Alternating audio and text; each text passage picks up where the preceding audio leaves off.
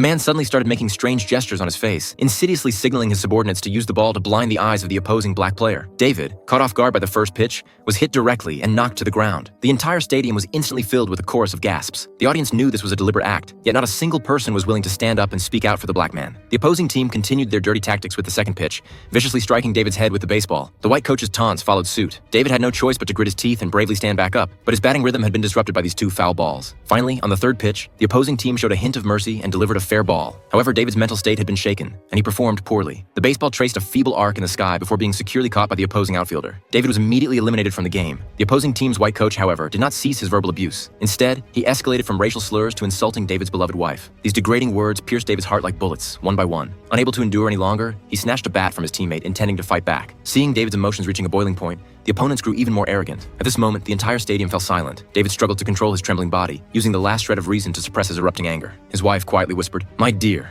you must hold back," knowing that this was all a ploy by the opponents. If he lost control on the field, his decades-long baseball dream would vanish into thin air. In the critical moment, although David successfully restrained his temper, his long-accumulated rage was unleashed in the narrow, empty corridor. Ultimately, the disappointment on the field left David with no choice but to withdraw from the game. Due to copyright issues, I can only share this part of the story with everyone. If you're interested, you can watch the original film.